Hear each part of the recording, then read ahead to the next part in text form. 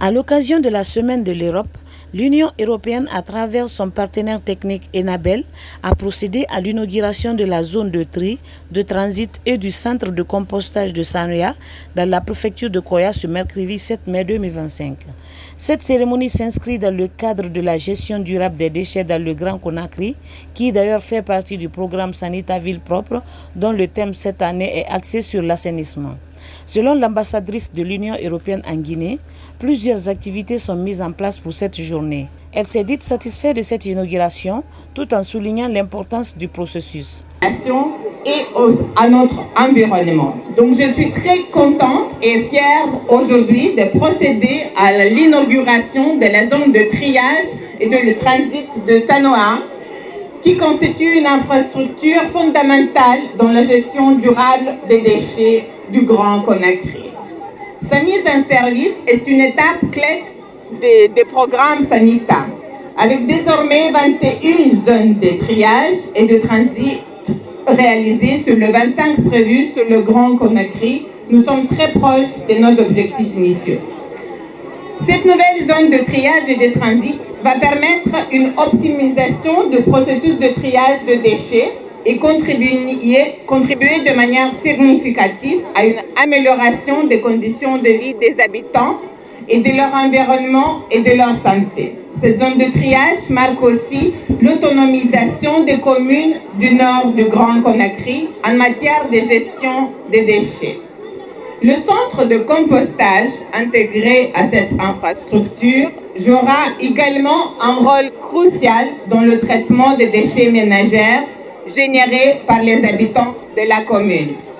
Le centre de compostage devrait assurer la transformation des déchets organiques en compost de qualité et ainsi constituer un modèle de circularité et de durabilité.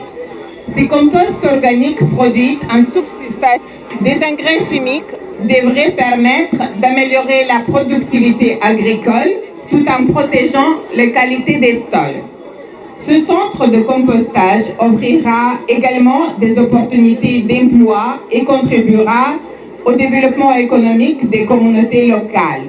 Le maire de Sanoya, au nom de la population, a remercié les initiateurs de cette cérémonie et a rappelé la population l'importance de ces infrastructures. À venir, un complexe composé de ZTT, d'un centre de compostage et d'un Fab Lab. Cette ZTT de Sanoya est un outil stratégique pour l'amélioration de la gestion efficace des déchets et également elle va permettre globalement une meilleure gestion des déchets solides de la commune de Sanoya spécifiquement, et elle visera à assurer un transit correct et sécurisé des déchets, offrir un espace dédié pour le tri et valoriser les déchets, assurer un transfert régulier des déchets et produits valorisés, maîtriser le flux des déchets et produits valorisés entrants et sortants. Enfin, cette infrastructure va favoriser la réduction des risques sanitaires, environnementaux et sécuritaires pour notre communauté. Mesdames et messieurs les invités, la zone de tri de transit et transit, symbole fort et celui d'une commune qui prend son destin en main, qui investit dans l'avenir, qui croit au potentiel de ses acteurs d'assainissement. Mesdames et messieurs, distingués invités, je voudrais en poursuivant saisir cette occasion providentielle pour saluer tout d'abord les efforts déployés par le gouvernement de la République de Guinée à sa tête, le refondateur bâtisseur d'une Guinée nouvelle, je veux nommer le général champion Mamadi Doumbouya. L'ambassadrice de l'Union européenne a lancé un appel aux autorités ainsi qu'à la population pour une gestion responsable et durable des déchets. Les difficultés persistantes auxquelles nous sommes confrontés pour la construction de centres de stockage temporaire de Zakopé risquent d'ébranler l'ensemble du programme Sanita 2. Pour être très clair, sans le site de Zakopé, c'est l'ensemble du programme Sanita de communes du Nord qui est mis en danger.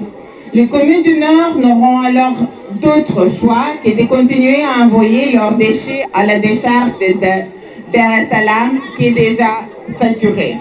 Il est désormais urgent à régler cette question et je compte sincèrement sur un soutien décisif de la part des autorités guinéennes à cette fin. Mesdames et messieurs, l'Union européenne est résolue à achever la construction de l'ensemble des infrastructures d'assainissement dans le Grand Conakry. Ces infrastructures sont essentielles pour la mise en œuvre de politiques d'assainissement efficaces et pérennes. Il est à noter que la mise en service de ces infrastructures marque une nouvelle phase dans la valorisation des déchets dans la ville de Conakry.